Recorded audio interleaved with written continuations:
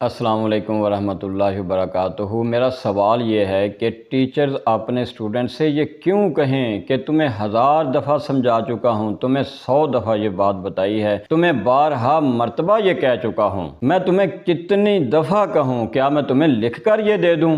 میں تو کہہ کر تھک گیا ہوں یا تھک گئی ہوں، میری تو سمجھ میں نہیں آتا کہ تمہیں کس زبان میں سمجھاؤں، تم کس زبان میں سمجھو گے؟ ایسے سوالات سے ایک استاد بچوں کو کیا کہنا چاہتے ہیں، کیا میسج دینا چاہتے ہیں؟ کیا ٹیچرز اپنے بچوں کو یہ کہنا چاہتے ہیں، یہ میسج دینا چاہتے ہیں کہ تم معاذ اللہ ڈیٹ النسل ہو، کیا تم میں کسی اچھی بات کے اثر کو قبول کرنے کی صلاحیت ہی نہیں؟ کیا ایک ٹیچر کو اپنے بچوں کے سامنے یا اپنے بچوں کے بارے میں، اپنے اسٹوڈنٹس کے بارے میں، اپنے لرنرز کے بارے میں، اپنے متعلمین کے بارے میں یہ خدائی دعوے کرنے کی اجازت ہونی چاہیے؟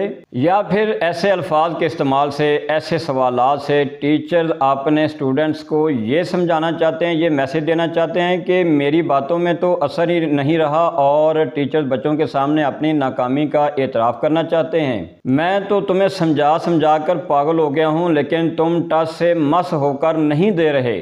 کیا ایک ٹیچر یا استاد کو اپنے بچوں کے سامنے ایسے سوالات کرنے اور اپنے خیالات کا اور اپنی ناراضگی کا اظہار ان الفاظ میں کرنے کے بعد بھی ان بچوں سے، ان اسٹوڈنٹ سے اپنی کسی قسم کی عزت کی توقع کرنی چاہیے؟ میرا سوال یہ ہے کہ ایک استاد یا ایک ٹیچر مارننگ اسمبلی میں، صبح کی اسمبلی میں اپنے بچوں کو یہ کیوں کہیں کہ تمہیں 6 سالوں میں، تمہیں 7 سالوں میں لائن بھی نہیں بنانی آئی؟ ایک ٹیچر کلاس روم میں اپنے اسٹوڈنٹ کے سامنے یہ اعلان کیوں کریں اور یہ اعلانیہ سوال کیوں کرے کہ تم پر تو میری کسی بات کا اثر ہی نہیں ہوتا؟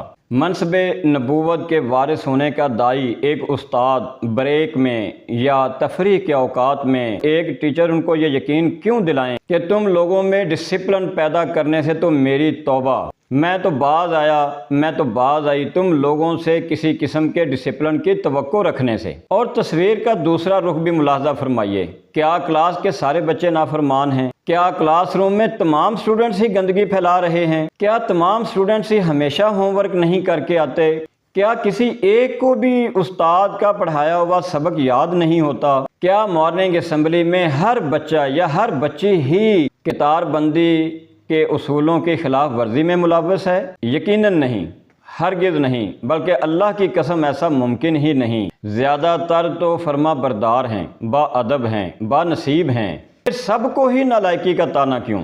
کہنا کیا چاہیے؟ کسی بھی خلاف ورزی پر بچوں کو کیسے متوجہ کرنا چاہیے؟ بیٹا ساری کلاس بہت اچھی ہے، تمام سٹوڈنٹس بہت فرما بردار ہیں، صرف 2-3 سٹوڈنٹ سے مجھے پریشانی ہے، سب سٹوڈنٹ، سب بچے میرے بہت فرما بردار ہیں، صرف چند ایک لاپرواہ ہیں، اور مجھے یقین ہے کہ انشاءاللہ العزیز وہ بھی ایک دن ٹھیک ہو جائیں گے، وہ بھی ایک دن اچھے بچے بن جائیں گے۔